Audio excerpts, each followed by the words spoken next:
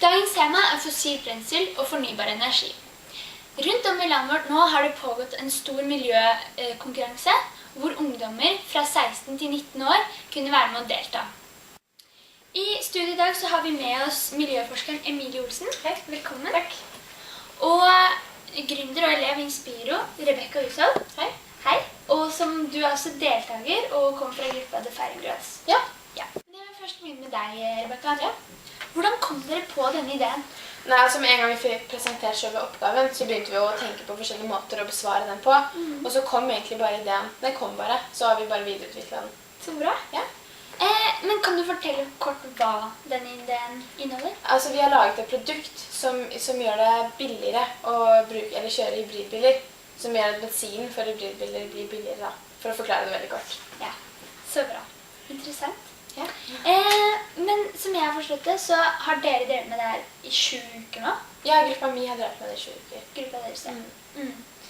De har laget en film som forklarer deres idé. La oss ta en titt på det her.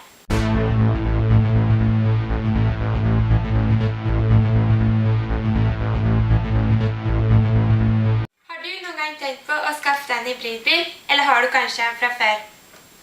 Vår idé er simpel, men effektiv.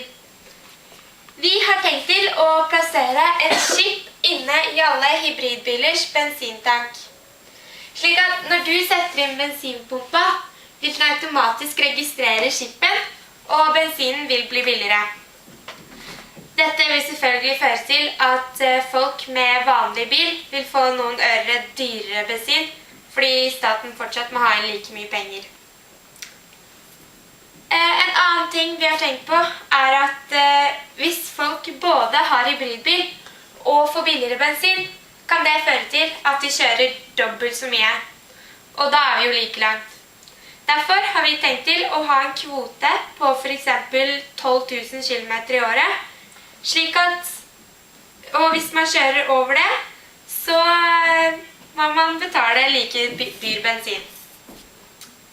En annen ting vi har tenkt på er at vi kan plassere et sporingssystem inni chipen, slik at hvis din blir bestjert, så er det veldig lett å spore den opp, og du trenger heller ikke da å ha så veldig dyr forsikring. Dette gjør selvfølgelig at vi må ha enten en GPS-enhet inne i chipen eller i bilen.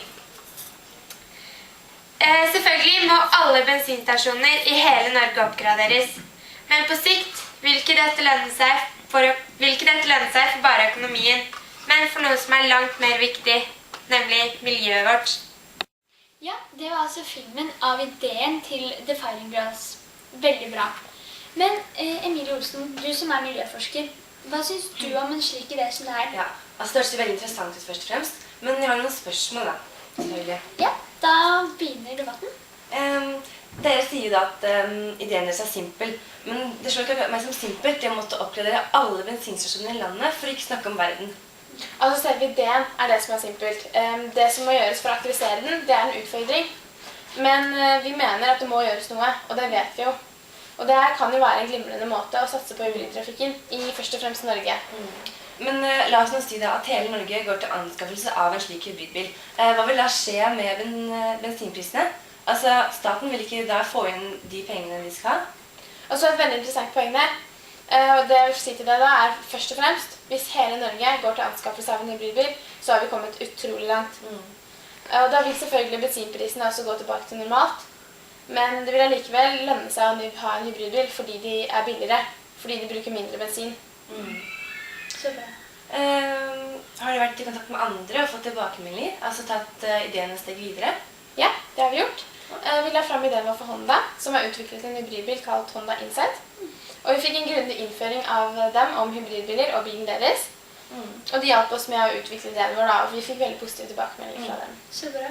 Ja, jeg må bare si at jeg er veldig imponert av dere, av engasjementet deres og alt sammen. Takk. Altså, vi har jo møtt på flere forskjellige problemstillinger i løpet av det prosjektet, men vi har hele tiden valgt å se på det som utfordringer og ikke problem.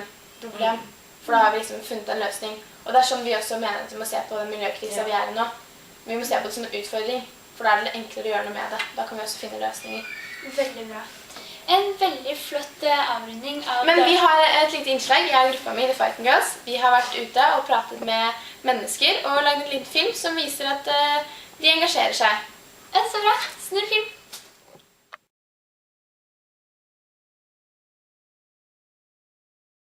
En himmel full av stjerner. Blått hav så langt du ser. Den jorden blomstergrå. Kan du ønske mer? Sammen skal vi leve, hver søster og hver bror.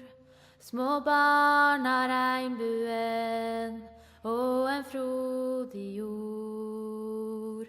Noen tror det ikke nytter, andre kaster tiden bort med prat. Noen tror hvis vi kan leve av plast og syntetisk mat. Og noen stjeler fra de unge som blir sendt ut for å slåss. Noen stjeler fra de mange som kommer etter oss. En himmel full av stjerner, blått hav så langt du ser.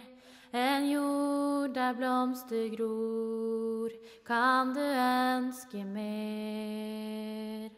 Sammen skal vi leve, hver søster og hver bror. Små barn av regnbuen og en frodig jord. Men si det til alle barna, og si det til hver far.